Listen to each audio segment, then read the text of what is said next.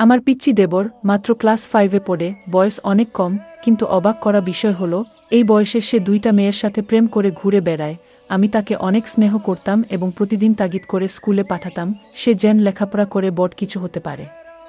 তাই আমি তাকে নিষেধ দিয়েছি যে এই বয়সে এসব করা চলবে না। পিচ্চি দেবর তখন বলল, তাহলে ভাবি তুমি আমার ভালোবাসার মানুষ হবে, আমি যা চাই তা দিবে?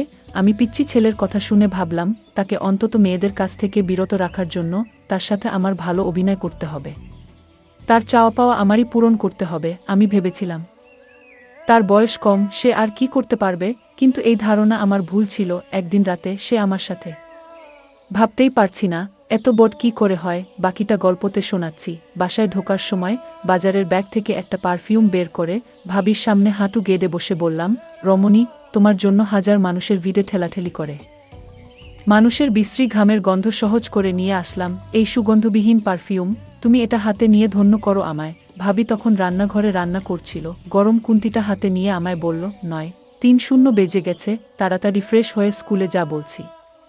আমি মুচকি হেসে ভাবিকে বললাম, আজ তো স্কুলে ক্লাস হবে না। শুধু শুধু গিয়ে লাভ কি? ভাবি রেগে গিয়ে বলল, ক্লাস না হলেও তুই স্কুলে যাবি, কয়েকদিন পর এসএসসি পরীক্ষা, সেই খেয়াল আছে? আর স্কুলে না গিয়ে তুই যদি অন্য কোথাও যাস তাহলে কিন্তু খবর আছে। আমি কিন্তু স্কুলে ফোন দিয়ে খবর নিব। স্কুলের পড়া শেখা হয়নি, তাই ভেবেছিলাম স্কুলে যাব না, কিন্তু ভাবি যেভাবে রেগে আছে, না গেলে আমার খবর আছে, তাই বাধ্য হয়ে স্কুলে গেলাম। স্কুল থেকে বাসায় আসতে আসতে বিকাল হয়ে গেল। ভাবি আমার কাছে এসে বলল, তুই টিফিনে খেতে এলি না কেন? স্কুলের পাশে তো বাসা, খেয়ে গেলে কি সমস্যা হতো? আমি ভাবির থেকে একটু সরে গিয়ে মাথাটা নিচু করে বললাম, বন্ধুদের সাথে বাইরে খেয়ে ফেলেছিলাম। ভাবি আমার দিকে রাগী চোখে তাকিয়ে বলল, তুই আমার কাছে আয় তো। আমি ভাবির থেকে আরও সরে গিয়ে বললাম, কেন ভাবি? ভাবি আমার কাছে এসে আমার ডান গালে সজোরে থাপ্পড় মেরে বলল, তুই আবারও সিগারেট খেয়েছিস। সার শরীর থেকে সিগারেটের গন্ধ বের হচ্ছে। তুই না আমায় কথা দিয়েছিলি আর কখনো সিগারেট খাবি না? আমি কিছু না বলে মাথাটা নিচু করে দাঁড়িয়ে রইলাম আর ভাবিকে বললাম, ভাবি, আমি আর সিগারেট খাবো না। তুমি যদি আমার একটা গোপন কথা রাখো। তুই ক্লাস 5-এ পড়িস, তোর আবার কিসের গোপন কথা আমার সাথে? ভাবি, আমি ছোট হলে কি হবে, এখনো আমার পিছনে 2টা মাইজা গুড়গুড় করে। আমি তার কথা শুনে আশ্চর্য হলাম, বলে কি, এই পিচ্চি ছেলে, তোর এসব করার বয়স হয়নি। তুই তোর এই কথা মুখে বলতে একটুও আটকালো না? আমি বললাম, ভাবি, তুমি যদি আমার গোপন কথা না রাখো তাহলে আমি কিন্তু মেয়েদের সাথে প্রেমে জড়িয়ে পড়ব। আমি তাকে আবার একটা থাপ্পড় দিয়ে বললাম, তোকে এত আদর করে আমি মানুষ করতে চেয়েছি, আর তুই কি না এসব বলছিস? ভাবি তখন রেগেমেগে আমায় বলল, তুই 2 সপ্তাহ আমার ধারে কাছে আসবি না। এই কথা বলে ভাবি যখন চলে যাচ্ছিল, আমি তখন ভাবির পিছন পিছন যেতে যেতে বললাম, আর জীবনেও প্রেমের কথা বলবো না। আমার একটা কথা রাখো ভাবি। ভাবি বলল, তোর কোনো কথা আমি এখন শুনবো না, আর রাখবো না। ঘুম থেকে উঠে দেখি মা খুব চিৎকার চেঁচামেচি করছে। মাকে যখন বললাম, কি হয়েছে মা, তখন মা বলল, জমিদারের মেয়েকে বাড়ির বুক করে নিয়ে এসেছি, 7টা বেজে গেছে, এখনো ঘুম থেকেই উঠে না। এমন সময় খেয়াল করলাম ভাবি তাড়াহুড়ো করে মার কাছে এসে বলল, আসলে মার শরীরটা একটু খারাপ লাগছিল, তাই ঘুম থেকে উঠতে দেরি হয়ে গেল। ভাবির কথা শুনে মা বিরক্ত হয়ে বলল, তোমার তো সারা বছর শরীর খারাপ থাকে, একটা রোগা মেয়েকে ছেলের বুক করে নিয়ে আসলাম। ভাবি কিছু না বলে রান্নাঘরে চলে গেল। আমি ভাবির পিছন পিছন এসে বললাম, ভাবি, আমি তোমার কাজে হেল্প করব। ভাবি রেগে আমার দিকে তাকিয়ে বলল, কয়েকদিন পর পরীক্ষা, সেটা মাথায় আছে, যা পড়তে বস গিয়ে। আমি ভাবির দিকে ভালো করে খেয়াল করে দেখলাম ভাবি তার ডান গালটা ওড়না দিয়ে ঢেকে রেখেছে। এত বছর ধরে দেখে আসছি, তাই আর বুঝতে বাকি রইল না, রাতে নিশ্চয়ই ভাইজা ভাবির গায়ে হাত তুলেছে, ভাবিকে মেরেছে। আমি ভাবিকে কিছু না বলে নিজের রুমে চলে আসলাম। মাঝে মাঝে ইচ্ছে হয় ভাবির প্রতি এই অন্যায়ের প্রতিবাদ করি, কিন্তু ভাইয়ার চোখের দিকে তাকিয়ে কথা বলার সাহস কখনোই হয়নি। রাত 1-1টা বাজে, বড় আপু লাগেজ হাতে নিয়ে বাসায় হাজির। মা অবাক হয়ে জিজ্ঞেস করল, তুই এত রাতে? আপু বলল, আমি আর এই সংসার করব না। ঘুম থেকে একটু দেরিতে উঠলে শাশুড়ি নানা রকম কথা বলে, নন্দী আজেবাজে কথা বলে, সারাদিন সংসারের কাজ করেও কারো মন পায় না। এমনকি মাঝে মাঝে রাতুল ও আমার স্বামী আমার গায়ে হাত তোলে। আপুর কথা শুনে ভাইজা রেগেমেগে বলল, কি, তোর স্বামী তোকে মারধর করে? এই রাতুলকে আমি মামলা দিয়ে জেলের ভাত খাইয়ে ছাড়ব। মা কাজ করতে করতে বলল, তুই কি কাজের মেয়ে নাকি যে তোর এত কাজ করতে হবে? শাশুড়ি হয়েছে দেখে মাথায় উঠে গেছে নাকি? তোকে কিছু বললে তুই কিছু বলতে পারিস না? আর নন্দী যখন আজেবাজে কথা বলে তখন গালে থাপ্পড় মারতে পারতি না? ভাবি তখন বড় আপুকে বলল, সংসারে এরকম টুকটাক ঝামেলা হবেই, তাই বলে সংসার ছেড়ে চলে আসা কিন্তু ঠিক হয়নি। ভাবির কথা শুনে ভাইজা সবার সামনে ভাবিকে থাপ্পড় মেরে বলল, এত বেশি বুঝো কেন? আমার বোনের বোনকে মারধর করবে আর ও এটা মেনে নিয়ে সংসার করবে? এমন সংসারে লাথি মেরে অনেক আগেই চলে আসা উচিত ছিল। এতক্ষণ সবার কথা শুনছিলাম, কিন্তু এখন আর চুপ করে থাকতে পারলাম না। যে ভাইয়ের চোখের দিকে তাকিয়ে কখনো কথা বলিনি, সেই ভাইয়ের চোখের দিকে তাকিয়ে বললাম, কেন পারবে না? ভাবি তো ঠিকই পারছে, আপুকে মেরেছে বলেছে দেখে। তুমি দুলাভাইয়ের নামে মামলা দিবে? তুমিও তো ভাবিকে মারধর করো, তাহলে তোমার নামে কি মামলা দেওয়া উচিত? মার দিকে তাকিয়ে বললাম, নিজের বেলা 16 আনা আনা, আর পরের বেলা 4 আনাও না। ভাবি যদি কোনোদিন একটু দেরি করে ঘুম থেকে উঠেছে, তাহলে তুমি তাকে যা তা বলেছ। সারাদিন কাজ করেও ভাবি তোমায় মন পায়নি, তুমি আপুকে বলছো নন্দী আজেবাজে কথা বললে তাকে থাপ্পড় মারতে। অথচ আমি নিজ চোখে দেখেছি আপুর গোসলের পানি গরম দিতে একটু দেরি হয়েছিল দেখে আপু ভাবিকে থাপ্পড় মেরেছিল। আমার কথা শুনে আপু ঠোঁট বাঁকিয়ে বলল, ভালোই তো ভাবির পক্ষে কথা বলছিস। নিজের মা ভাই বোনদের পর করে ওই মহিলা এখন আপন হয়ে গেল। আমি মুচকি হেসে আপুকে বললাম, তুই তো আমার নিজের বোন ছিলি, কখনো কি একটা ফোন দিয়ে আমার খোঁজ নিয়েছিস? ছোট ভাইটা কেমন আছে? আমার বড় ভাই কি কোনোদিন আমার খোঁজ নিয়েছে? আমি ঠিকমত পড়াশোনা করছি কিনা, কাদের সাথে চলাফেরা করছি?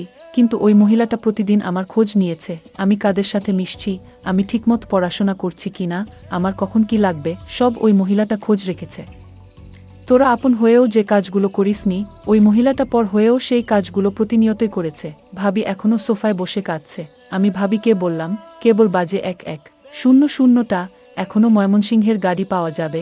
এই সংসারের জন্য অনেক করেছ।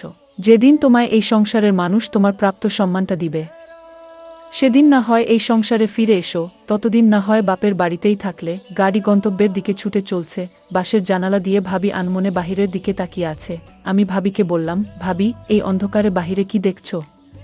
ভাবি চোখের কোণে লেগে থাকা চোখের জলটা মুছে বলে, তুই একটা পিচ্চি ছেলে হয়ে তুই আমার জন্য এত কিছু করলি, তোর এই ঋণ আমি কোনোদিন পরিশোধ করতে পারবো না। ভাবিকে বললাম, ভাবি তুমি একটু ধৈর্য ধরো, দেখবে সব ঠিক হয়ে যাবে। পিচ্চি ছেলের কথা শুনে আমি বারবার অবাক হচ্ছি। যাই হোক, আমিও ভাবির সাথে ভাবির বাপের বাড়ি চলে এলাম। ভাবি বলল, আমি তোকে আমাদের বাড়ির পাশের স্কুলে ভর্তি করাবো। পিচ্চি দেবর বলল, ও তার একটি নাম আছে, সেটা হলো জিসান। পিচ্চি জিসান বলল, আমি স্কুলে পড়ব না যদি তুমি আমার গোপন কথা না রাখো। বাড়িতে গেলে বাবা আমায় খুব সুন্দর করে থাকতে দিল। যে সংসারে মেয়েদের কোনো মূল্য নেই, সেই সংসারে না থাকাই ভালো। বাবা আমাকে এভাবে সাহস দিয়ে বলেছিল, মা তুই আজ থেকে আমার বাড়িতে থাকবি, আর তোর দেবর পিচ্চি জিসানকে লেখাপড়া শিখাবি। পরদিন আমি পিচ্চি জিসানকে স্কুলে ভর্তি করে দিলাম। সে স্কুলে প্রতিদিন যেত। আমি মাঝে মাঝে খোঁজ নিতাম জিসান কি আসলে ভালো করে লেখাপড়া করছে নাকি উল্টাপাল্টা কোনো কিছু করছে। কিছুদিন স্কুলে ভালো করে লেখাপড়া করতে শুরু করল। কিছুদিন পর দেখলাম আমার পিচ্চি দেবর জিসানের পরিবর্তন। সে ঠিকমত খাওয়া দাওয়া করে না, রাতে লেখাপড়া করে না। আমি তাকে কিছু না বলে, আমি তার মনের ভিতর কি চলছে তা জানতে আমি তার স্কুলে লুকিয়ে যেতাম। কিন্তু স্কুলে একদিন লুকিয়ে গিয়ে যা দেখলাম, তা দেখে আমার মাথায় মনে হয় আগুন ধরে গেল। এই পিচ্চি ছেলে এই বয়সে দুইটা মেয়ের সাথে প্রেম করে ঘুরে বেড়াচ্ছে। আমি তা দেখে অবাক হয়েছিলাম। আমি আজ সিদ্ধান্ত নিলাম, জিসান বাড়িতে আসলে আজ তাকে জবাবদিহি করতে হবে। এই বয়সে এসব করা কি ঠিক? স্কুলে থেকে জিসান বাড়িতে ফিরল। আমি তাকে জিজ্ঞেস করলাম, জিসান তুই স্কুলে কি ঠিকমত পড়ালেখা করছিস? জিসান বলল, ভাবি গিয়ে বলো আমি আজ সাপ্তাহিক পরীক্ষায় ফার্স্ট হয়েছি। আমি মনে মনে বললাম, আহা বোকা ছেলে, তুই আমাকে বোকা বানিয়ে ফেলতে চাইছিস? এটা তো পিচ্চি না জিসান, তুই আমার কাছে থেকে কিছু লুকানোর চেষ্টা করবি না, আমি কিন্তু সব জানি। ভাবির কথা শুনে আমার গলাটা শুকিয়ে গেল। আমি বললাম, ভাবি আমি কি তোমার সাথে মিথ্যা কথা বলতে পারি? আচ্ছা জিসান, তুই আজ আমার সাথে এত বড় মিথ্যা কথা বলতে পারলি? তোর বিষয়ে আমি জেনেছি, তুই এই বয়সে প্রেম করে ঘুরে বেড়াস, তাও একজনের সাথে না, দুইজনের সাথে। আমি আজ নিজ চোখে দেখেছি তুই মেয়েদের সাথে বসে গল্প করছিস। আমার চোখে তুই ফাঁকি দিতে পারবি না জিসান। জিসান আমি তোকে নিয়ে অনেক স্বপ্ন দেখি, তুই এখন এসব করলে তো তোর জীবনটা নষ্ট হয়ে যাবে। জিসান আমায় বলল, ভাবি আমি জানি না আমার রাতের শরীর কেমন লাগে। আমি জিসানের কথা শুনে বুঝতে পারলাম ওকে এই প্রেম করা থেকে বাঁচাতে হলে আমার তার সাথে কিছু অভিনয় করতে হবে, তার ইচ্ছাটা আমার পূরণ করতে হবে। যাই হোক, আমি জিসানকে বললাম, এসব তোর বাদ দিতে হবে, নইলে আমার অবস্থা খুব খারাপ হবে। কিন্তু আমি জিসানকে বললাম, জিসান, তুই কি চাস বলতো? যদি আমার কাছে থাকে তাহলে আমি তোকে দিব। জিসানের মুখে হাসি ফুটে উঠল। আমার এই কথা শুনে ভাবি, তুমি যদি আমার মনের আশা পূরণ করো তাহলে আমি সব বাজে কাজ থেকে বের হয়ে আসব। আমি জিসানকে বলেছিলাম, জিসান, কি তোর ইচ্ছা আমার কাছে বলতে পারিস। জিসান তখন আমার কথা শুনে শরম পেল। ভাবি, তুমি সত্যি আমার ইচ্ছা পূরণ করবে? আমি জিসানকে বললাম, তাহলে কি তোর মনে হয় আমি মিথ্যা কথা বলছি? জিসান বলল, ঠিক আছে ভাবি, রাতে বলবো। রাতে জিসান খাওয়া দাওয়া শেষ করে আমার রুমে এসে বলল, ভাবি, আজ আমি তোমার রুমে ঘুমাবো। আমার একা একা ঘুমাতে ভয় লাগে, তোমাদের বাসাটা অনেক বড়। আমি জিসানকে বললাম, জিসান, তুই তো ছোট মানুষ, তুই কি আমার চাহিদাটা কি বুঝবে? জিসান বলল, ভাবি, আমি এতদিন যে একটা গোপন কথা বলবো সেটা আজ তোমায় বলবো। ভাবি বলল, তোর গোপন কথা কি? এটা আমি জানি। আমি ভাবিকে বললাম, ভাবি, তুমি জানবে কি করে আমার মনের কথা? ভাবি বলল, দেখ, আমি 2টা বছর তোকে লালন পালন করেছি, আর তোর মন কি চায় সেটা আমি বুঝবো না, তাহলে কে বুঝবে? আমি ভাবিকে বললাম, ভাবি, তাহলে বলো আমার মন কি চায়?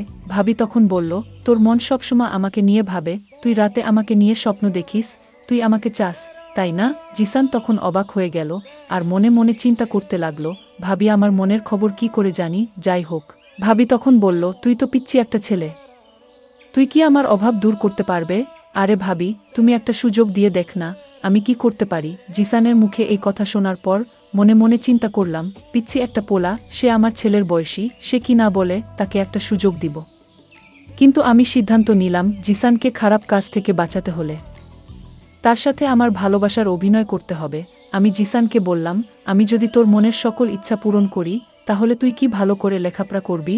জিসান বলল, ভাবি, তুমি একটা সুযোগ দাও, পরে দেখো আমি পরীক্ষায় ভালো রেজাল্ট করব। তারপর আমার মনের ভিতর বিভিন্ন রকমের চিন্তা ঘুরপাক খাচ্ছিল। এটা কি ঠিক হবে? আমি তো খারাপ কিছু করছি না। আমি বরং জিসানকে মেয়েদের কাছ থেকে দূরে রাখার জন্য আমি তার সাথে অভিনয় করে যাচ্ছি। আমি জিসানকে বললাম, জিসান, আজ তোর মনের ইচ্ছা পূরণ করব, তুই আজ রাতে আমার কাছে যা চাইবি তাই পাবি। ঠিক তখনই জিসানের বাবা ফোন করে বলল, বৌমা, তোমার শাশুড়ি খুব অসুস্থ, তুমি তোমার শাশুড়ি মাকে ক্ষমা করে দাও, আর তুমি তাড়াতাড়ি আড়িতে ফিরে এসো। আমার স্বামীও আমাকে নিতে আসলো। আমার স্বামী আমার কাছে ক্ষমা চাইল, আমি তাকে ক্ষমা করে দিলাম এবং আবার আমার স্বামীর বাড়িতে চলে আসলাম। এইদিকে জিসান বলল, ভাবি, আমার মা অসুস্থ ছিল তাই আর হলো না, আজ কিন্তু কোনো বাধা আমি মানব না। ভাবি বলল, তোর ভাই কাল শহরে চলে যাবে, তারপর দেখা যাবে। বন্ধুরা, নেটওয়ার্কের সমস্যার জন্য সম্পূর্ণ গল্পটি শেষ করতে পারলাম না, পরের পার্ট আগামীকাল দেয়া হবে। সেই পর্যন্ত সবাই ভালো থাকবেন, ধন্যবাদ।